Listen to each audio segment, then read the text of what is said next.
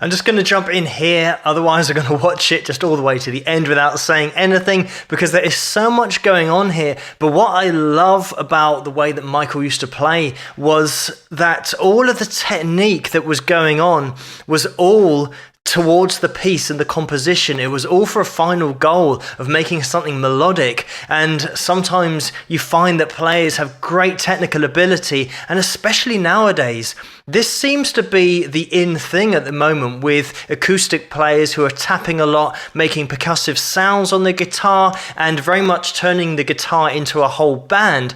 This is back in 1986, so Michael was doing it as good as anybody, and obviously he was doing it well before anybody else now. Sometimes when you see people on YouTube that are tapping on the acoustic guitar and everyone goes, oh wow, it's amazing. It's like, well, Michael Hedges was doing this in 1986. He was doing a hell of a good job, and he was composing and making such great melodic material with the techniques that he was employing. And everything that we're hearing is absolutely dependent on Michael's ability to hammer on and pull off with that left hand. There's no flat picking going on here. It's all taps. So with that left hand, he's got to make sure that he is so solid on those hammer-ons and pull-offs, else you'd lose that top end of the melody. But then also he brings in that bass as well. And I say bass, obviously it's just the lowest string on his guitar, but it's actually detuned to C2 here. So it's right down there. So that's why when it sounds like a bassist has come in, that's all Michael's doing, is just hitting that low string, what you would call a low E string, but like I said, it's actually detuned all the way down to C2. So that's how he can get this really full sound just with one guitar. You can put all the techniques together that you want to in the world, but if you can't make something melodic at the end of it, then there's no real point to it. Whereas Michael absolutely has that focus on melody and composition and using all of these techniques that he's got down to an insanely high level to then be able to make something that you can listen to and appreciate. But let's get back into the performance.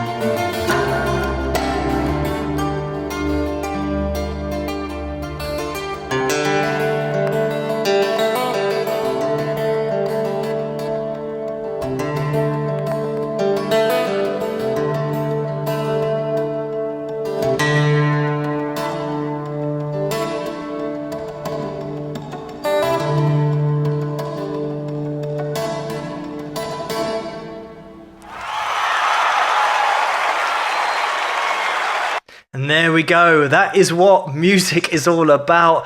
Just loads of people just cheering and appreciating top talent and great talent for writing, composing, but also playing ability.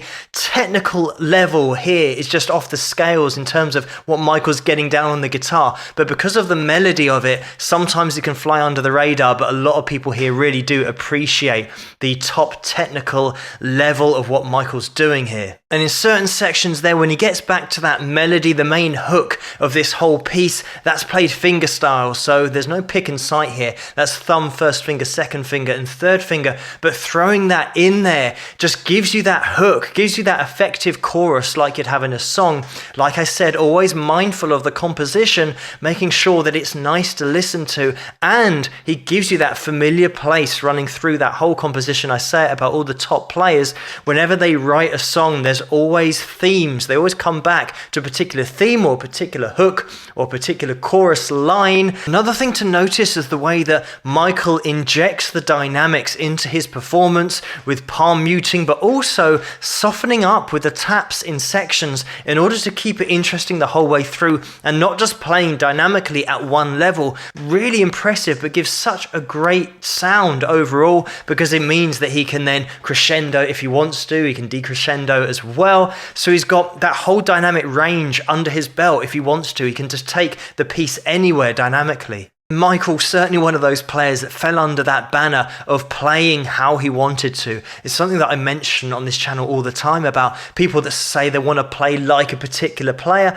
That's fine if you want to learn particular techniques and styles, but then add that to your own arsenal. Don't just try and sound exactly like another player. But Michael certainly has that, a unique sound, and he was no stranger to totally tuning his guitar differently for the song, for the composing that he was doing at the time, and for that overall sound of the track, and whatever he could get on that fretboard. If he needed to change the tuning in order to make a particular note easier to access for a particular composition or where he wanted to go, then he would tune his guitar differently. He'd also work on getting that guitar to sound as different as he could with every composition that he could do, and that's through a combination of techniques, but also equalizing the sound of the guitar, trying to get different sounds, different mic positions. And Michael was just all over it in terms of pushing the boundaries of what he could achieve with just an acoustic guitar and his hands. That's all he's using here. It's amazing to think this sound is so full and there's so much going on, and it's just a guy with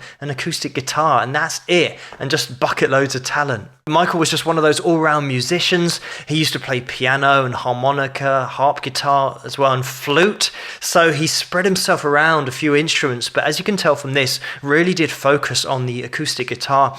With these techniques, in order to get that counter melody between the top end of the tapping and getting those root notes and the bass line going on, Michael would have put in a hell of a lot of practice, just like all the top players have done, but it's all towards that end goal of melody and composition and being able to connect with an audience and being able to emote through the guitar. And unfortunately, this video was from a DVD that's now been discontinued on Amazon. So this video now just lives on YouTube. So it's great to be able to put a bit of a spotlight on this, and hopefully for people to see it on this channel and maybe get shared around a bit, because Michael was doing this in 1986. Like I said, there's a lot of these kind of videos, not exactly like Michael did it, but videos of a similar ilk in terms of people hitting the guitar for percussive sounds and tapping, and it's very much in vogue at the moment on YouTube. But this guy was doing it in 1986 and he was absolutely nailing it. But thank you so much for suggesting this video for me to take a look at. Keep those suggestions coming in the comments below. Let me know what you guys think, and if you like this video, please give it a thumbs up and subscribe, and I'll see you guys at the next one. Rock!